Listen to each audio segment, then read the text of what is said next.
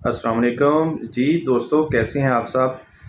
وعدے کے مطابق آج ہم 14 اگست جشن آزادی پاکستان کا ہم منا رہے ہیں سب دوست مل کر، اور دعا ہے اللہ پاک سے کہ سب بھائیوں پر یہ جشن آزادی رحمت کی طرح آئے، اور کل سے ہم ایک نئی زندگی کا آغاز کریں۔ جو بھی مشکلات ہمارے بھائیوں میں ہے، دوستوں میں ہے، اللہ پاک ان کو دور کرے۔ تو آج ہمارے آفس میں بھی جشن آزادی کی تقریب تھی، ہم نے کیک کاٹا اس کا، اور اس کے علاوہ ہمارے دوست میاں فرحان صاحب نے بھی ہمیں دعوت دی تھی، ہم ان کے تقریب میں بھی گئے تھے۔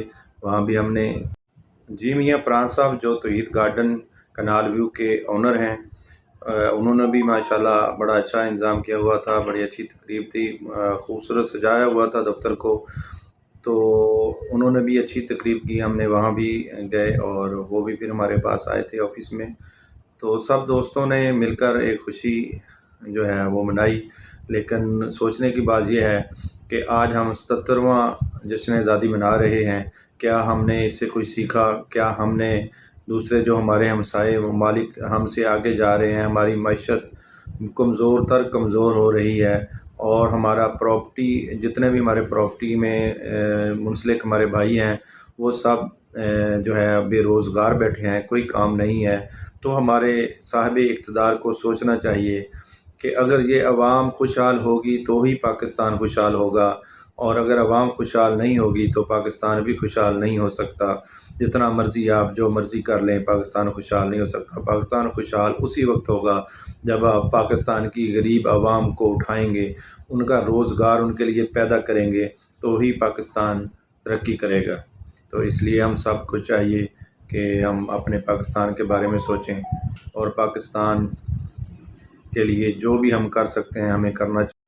جی تو جب تک یہ غریب عوام، عام عوام کا فائدہ نہ ہو، کوئی اس کا روزگار نہ ہو، اس کے کھانے کے جو ہے گھر کچھ نہ ہو، تو کیسے وہ ملک ترقی کر سکتا ہے؟ وہ ملک کبھی بھی ترقی نہیں کر سکتا جب ایک عام عوام، ریڑھی والا، رکشے والا، اور عام چھوٹا زمیندار اور کوئی چھوٹا موٹا بزنس کرنے والا جس کے اخراجات ہی پورے نہ ہوں، تو وہ کیسے وہ ملک ترقی کر سکتا ہے؟ وہ کبھی بھی ترقی نہیں کر سکتا۔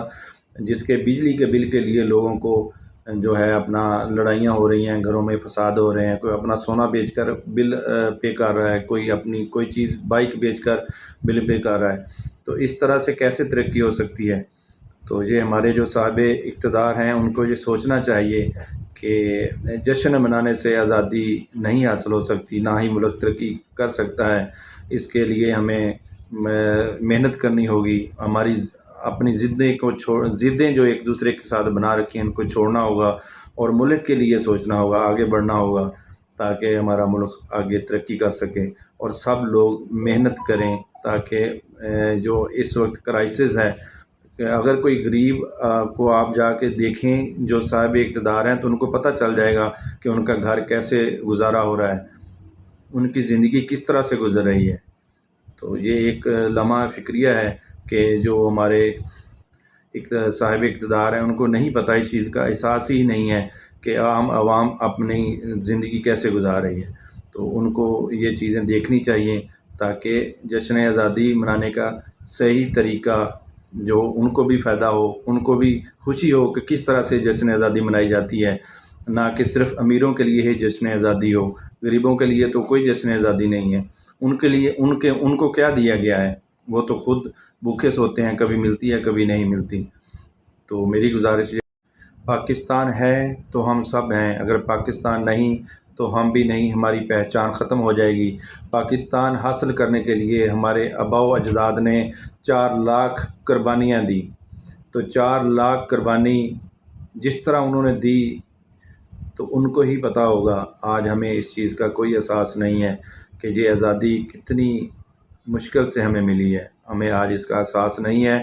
اور آزادی ہمیں انگریزوں سے، ہندوؤں سے تو مل گئی، لیکن ہم اپنے جو ہمارے اوپر بیٹھے صاحب اقتدار ہیں ان سے آزادی نہ مل سکی، اور اسی وجہ سے آج ہمارا ملک ترقی نہیں کر رہا۔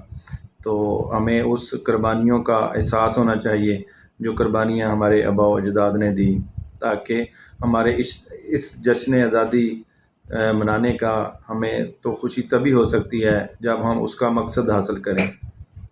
تو اس کے ساتھ ہی میں آج کی اپنی اس ویڈیو کو کلوز کرتا ہوں، بہت زیادہ پہلے ہی لمبی ہو چکی ہے۔ تو دوستوں کا بہت شکریہ جنہوں نے مجھے سنا، اپنا ٹائم دیا۔ اللہ حافظ۔